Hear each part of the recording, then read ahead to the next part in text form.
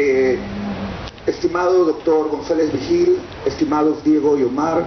señores funcionarios de Petroperú, compañeros escritores que están en el público, amigos, tengo el honor y el gusto de presentar, un gusto y un honor inmerecido sin duda, el trabajo de mi maestro de la Universidad Católica, Ricardo González Vigil, y dicho sea de paso, de mi crítico literario favorito en el Perú. Aprovecharé la oportunidad para decir algunas reflexiones sobre la escritura del cuento, sobre el cuento peruano, sobre el libro de González Vigil y una parte de su obra. El cuento peruano en el siglo XXI recorre rutas en muchos semejantes al del género en el ámbito mundial. Hay un malentendido básico que nunca está de más aclarar. Cuando hablamos del cuento peruano en el siglo XXI, o simplemente el cuento como género artístico literario, no estamos hablando de las historias infantiles respecto de cuentos. Es decir, los cuentos para niños, que si bien es cierto, entrañan en su naturaleza la formación o la modulación de estas pequeñas anécdotas que poco a poco, con el paso del tiempo, van adquiriendo un carácter artístico, no son aquellas de las que se habla cuando hablamos de cuento literario o cuento peruano, aunque muchos cuentos infantiles tengan una alta calidad artística. Lo que yo quiero decir es que cuando hablamos de cuento, y eso lo sabemos todos, los que escribimos y leemos, estamos hablando de una forma artística compleja, que alude a un relato breve con requisitos artísticos puntuales, y que de primera instancia parece muy distante de la más general intuición sobre él. De hecho, se trata de una concepción del relato breve que se suele ejemplificar con textos de Edgar Allan Poe o de Anton Chejov. De eso estamos hablando cuando hablamos de cuentos, de manera general. De ellos se dice que comparten la disciplina de contar una única historia con recursos lingüísticos brillantes, aunque mínimos, y no obstante con una capacidad de sugerencia inmensa.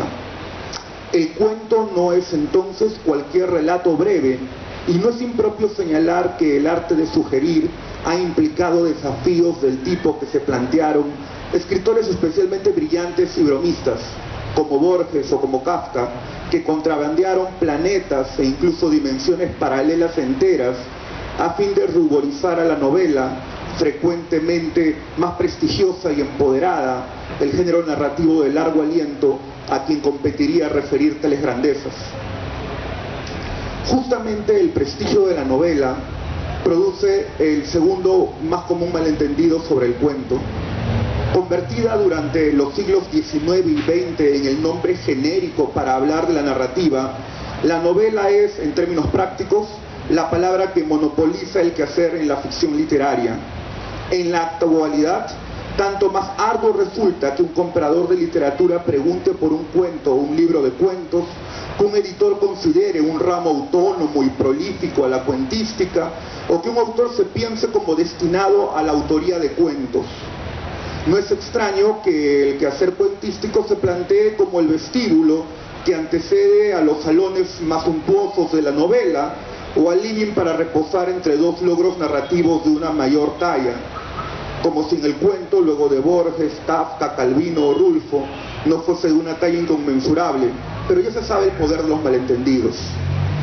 Tampoco es un secreto que en el medio editorial, por cuestiones de formatos, pero también por la mejor consideración en todo orden de la novela, se aconseje no publicar libros de cuentos, e incluso que se incite a los cuentistas a convertir sus libros de cuentos en novelas, y ello es un asunto que compete no solo a nuestro país, sino un fenómeno extendido en nuestra lengua. El cuento ha devenido, por ello, en una presencia a veces incómoda, malentendida y con la que no se sabe bien qué hacer. Contra este impulso para tergiversar, y vale también ser exacto, contra este predicamento del formato en la actividad artística y editorial, los peruanos, en cambio, hemos sido testigos de excepción de un quehacer que debemos de llamar completamente contracorriente. Opuestos a la creciente incomprensión e incomodidad que produce la invención cuentística, Petroperú y Ricardo González Vigil han promovido la escritura de excepcionales cuentos peruanos, esos breves artefactos lingüísticos cuya minuciosidad nunca se termina de apreciar y cuya capacidad de sugerencia permite figurar como un miniaturista, tal vez una construcción completa del mundo. Lo han hecho porque el profesor González Vigil, crítico y poeta, ha sido jurado de casi todas las versiones del Premio Bienal Copé de Cuento que organiza Petroperú desde 1979, del que fue uno de sus entusiastas promotores y que frecuentemente convoca a más de 1 millar de textos por vez. Nadie ignora que tal concurso es un hito para la escritura de cuento en el Perú. Por esa iniciativa se dieron a conocer algunos de los más hermosos cuentos de las últimas décadas, pero también permitió a González Vigil una perspectiva única, la de singular lector del cuento peruano, en un sentido distinto de la abstracción que titula un libro, por ejemplo. Lo hizo testigo de privilegio y conocedor de una vibrante y concreta multiplicación de ficciones incesante con el paso de los años. También lo hizo, vale decirlo, con justicia, un instigador de la calidad del cuento peruano y agente de su vigor, si se atiende a la condición de verdadero patrón de oro de la narrativa breve, en que se convirtió el criterio calificador del Premio Bienal Copé de Cuento en el ámbito nacional durante más de 30 años. Sin embargo, para González Vigil no ha sido suficiente un compromiso así de enjundioso con el cuento peruano. Desde 1983 publica la antología El Cuento Peruano bajo el sello editorial Copé, que esta noche alcanza su tomo 9 y los 11 volúmenes, puesto que el primero, como ya se ha dicho, corresponde al cuento peruano hasta 1920 y es doble, y el último, que abarca el decenio 2000-2010, también es doble. Se trata, sin lugar a comparación, del documento sobre la narrativa breve peruana más valioso de nuestro tiempo. González Vigil efectuó un trabajo que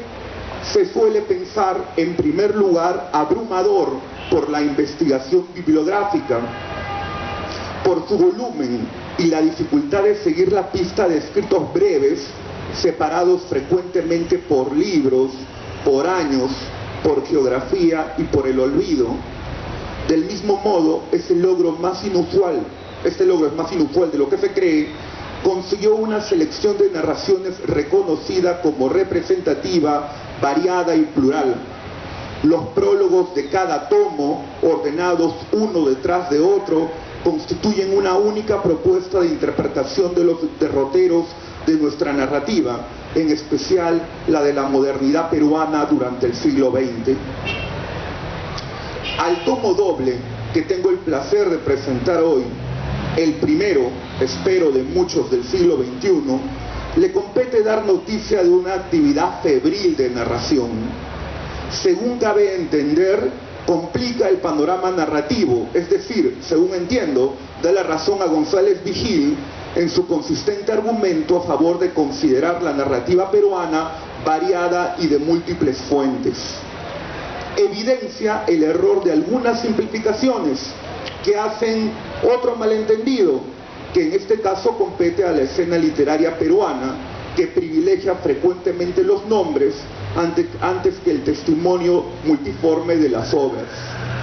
No es extraño ni a los lectores ni a los escritores peruanos identificar los mejores logros del cuento peruano del siglo XX con la prosa de Julio Ramón Ribeiro. Aún más inmediato e intuitivo es reconocer en la prosa de José María Arguedas el mejor logro de una voz heterogénea, raigalmente tanto en cuento como en la novela, que tiene su raíz cultural en el Ande. No obstante, nada de ello conduciría a entender que el cuento peruano del siglo XX sea dos territorios cuyos centros son ambos autores, Ribeiro y Arguedas, cuyo influjo traza esferas de irradiación como si un compás proyectara circunferencias que en algún punto se cruzan, y existe el cuento ribeiriano en los Andes y el cuento arguediano de ciudad, pero que en otros terrenos son semicircunferencias disjuntas, es decir, por un lado el realismo limeño cosmopolita y por el otro un lirismo nativo y moderno. O para decirlo de otra forma, muchos piensan que los caminos de nuestro cuento son derivas definidas, no únicamente, pero sí principalmente por el legado de Arguedas o de Ribeiro. Ello no es cierto, y esto no solo es producto de la observación cuidadosa de nuestros cuentos, sino que en el conjunto que se describe entre el 2000 y el 2010 que antologa González Vigil, es casi una declaración ostensible de principios en contra, es decir, de que existen demasiadas fuentes de nuestra narrativa y que muchas están ingresando a ella desde distintos lugares que no son precisamente la literatura. Debo asegurar que el cuento peruano correspondiente a la primera década del siglo XXI impide este malentendido desde el primer encuentro con ellos. No solo la hibridación es una seña distintiva de la lengua literaria de muchos de sus autores, en el nivel más íntimo de la gramática, lo es también en esa otra forma de intimidad que es la incorporación de la voz autoral ajena en el timbre de la propia. No se puede concebir la sensibilidad de Daniel Alarcón en Ciudad de Payasos sin la cuentística de Cheever, Carver o Hemingway. No se puede ignorar que el encanto del Resplandor de Celine de Marco García Falcón pasa por el diálogo con la minuciosidad léxica de Nabokov. No se puede entender el modo brillante en que Carlos Herrera, es un cuento que tienen que leerlo, historia de Manuel Macías, inventor del rocoto relleno, se libera del monopolio que Ricardo Palma impuso a la narración sobre el virreinato, sin entender el recurso a las lecciones de algunos cuentos de Balzac o Maupassant. Eso que consigue Carlos Herrera, que el siglo XVIII de cualquier parte del mundo sea un territorio dominado por el lento traslado de lo extraño a lo fantástico. Lección que como Herrera aprendió Fuskin al escribir El perfume o Italo Calvino cuando compuso El varón rampante. Aún más, si se consideran las alusiones en este tomo último del cuento peruano a nombres de escritores del canon mundial, a sus obras, a sus vidas e incluso a pasajes completos de su literatura, se puede afirmar que en el siglo XXI los escritores peruanos son, en primer lugar, felices recicladores del material estético de múltiple origen, de sus leyendas y de sus auras, sin censuras de ningún tipo, sin límites de esferas. Pero la multiplicación de la influencia no solo luce como una característica extensa y una beta fértil para los estudios literarios, sino para los estudios culturales. Si se destaca el influjo de la cultura popular de masas en esos cuentos. Los diablos del relato de Herrera, aparecen diablos en este relato, historia de Manuel Macías, parecen mejor endeudados con el trazo expresionista de la novela gráfica y el cómic antes que con el furor metafísico del paraíso perdido de Milton. ¿O en qué medida el humor de Santiago Roncayolo es, antes que heredero de Bryce, una lección de la comedia de situación norteamericana, de la sitcom o de los dibujos animados sobre familias disfuncionales? Podría hacer una lista infinita incluso, no infinita, o virtualmente interminable, de las influencias de la cultura de masas en otras variedades, como el friquismo, el geekismo, etc. No me quiero extender en eso. Naturalmente, la prosapia de Arguedas y Ribeiro también es innegablemente fértil. Son numerosos los relatos del siglo XXI en que el realismo y el realismo mágico del siglo XX extiende su vigoroso influjo. En sus fueros se nutre el relato de nuevas formas de conflicto social y de las antiguas formas de conflicto social, cuya deuda de sangre la historia aún no salda y cuya memoria encuentra mejor sitio, el de la libertad para hablar, en la invención literaria.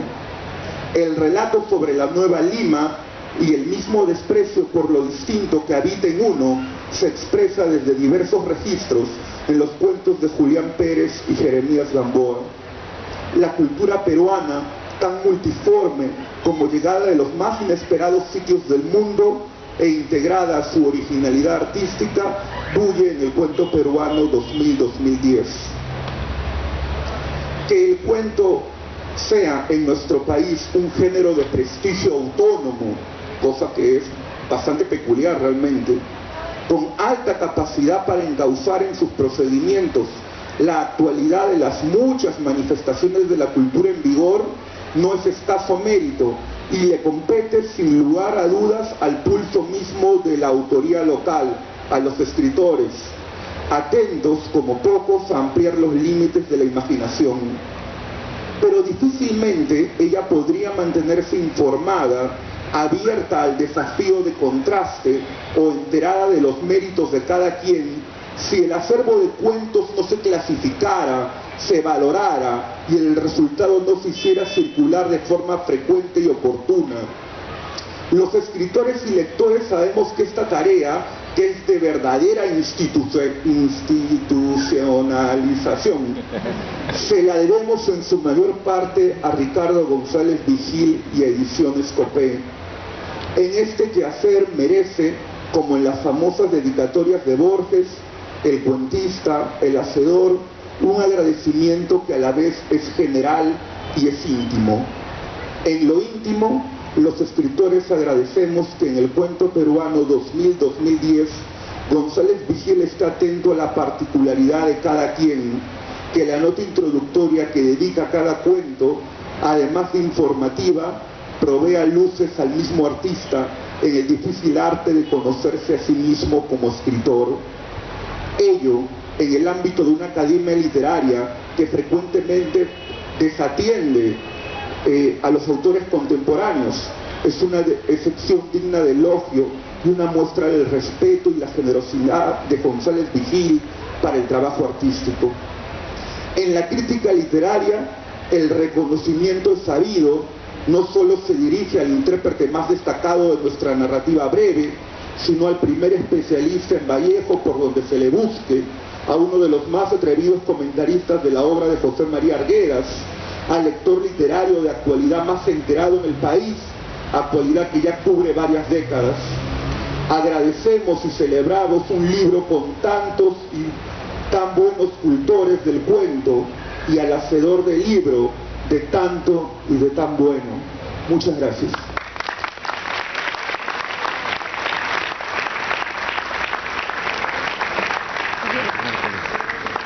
Seguidamente las palabras de Diego Treyes.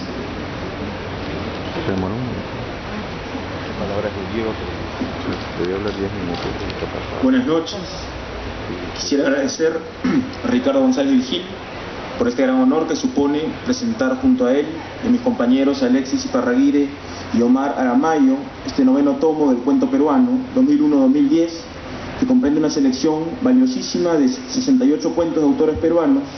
y un bonus track, cuya diversidad y riqueza, tanto temática como estilística, confirman algo que debe ser motivo de celebración para todos los que escribimos y nacimos en la misma tierra de César Vallejo, José María Arguedas, Martín Adán, Mario Vargas Llosa o Julio Ramón Ribeiro.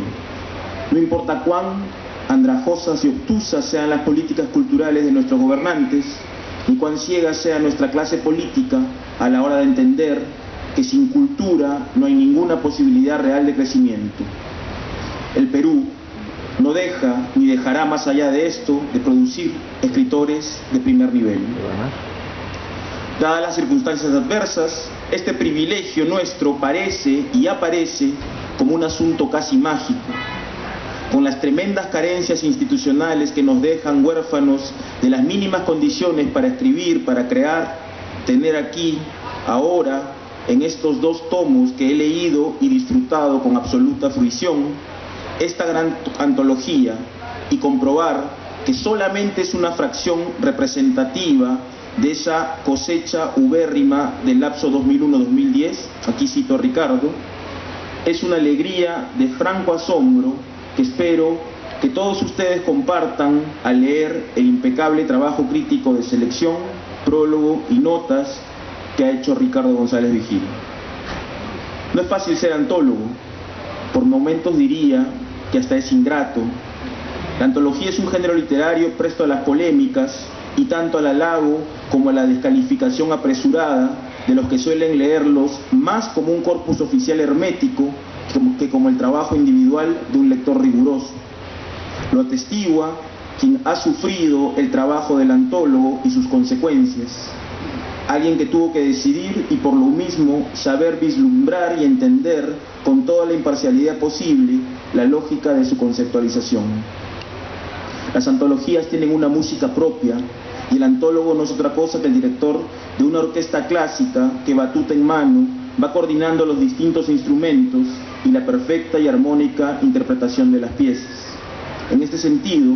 me gustaría contarles brevemente por qué creo que la performance de Ricardo Vigil en la dirección de estas 69 obras que componen esta última edición del cuento peruano es sencillamente notable. En primer lugar, está el mérito de la selección pareja de textos de autores de distintas generaciones y procedencias,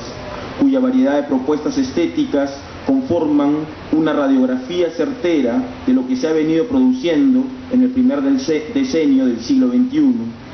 Podemos, por ejemplo, ver las diversas formas y visiones, a veces realistas, a veces míticas, a veces insólitas o ya de plano fantásticas, con las que ha sido abordado un tema tan urgente y relevante para nuestro país como el de la violencia política de los años 80 en el Perú, en los relatos de autores como Sein Zorrilla, Julián Pérez, Richard Parra, Cristian Felipe Vidal o Jorge Eduardo Benavides. Es importante destacar también la forma arriesgada como muchos de estos autores se acercan a géneros tan disímiles como el relato con estructura periodística y policial, el caso de La niña de Onetti de Pedro José Llosa, la metaficción y la biografía apócrifa, como en La pérdida de papeles de José Eufemio Lora y Lora de Alejandro Neira, la ucronía, como en El otro monitor de José Witch, o los dramas de gran penetración psicológica sobre temas tabú, como Sin cobijo en Palomares de Juan Manuel Chávez. Mención aparte merece el gran desarrollo que yo observo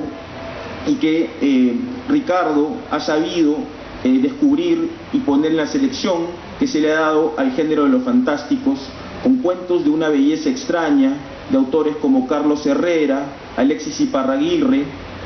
cuyos relatos son, en opinión del antólogo, los mejores de la selección, José de Piérola, Gustavo Rodríguez, Sandro Bocio Suárez, José Witch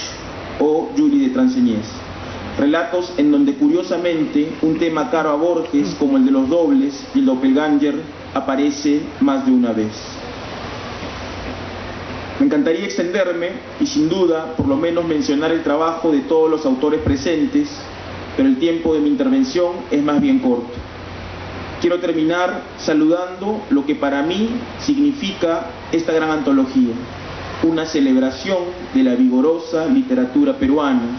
algo que no hubiese sido posible sin el estupendo y arduo trabajo crítico que Ricardo González Vigil viene realizando desde hace décadas. Celebro, por favor, y quiero que celebren el trabajo de Ricardo, la labor de Petroperú, pero sobre todo celebro esta sala llena que atestigua que la salud y el gran interés de ustedes por la literatura peruana está más vivo que nunca. Muchas gracias.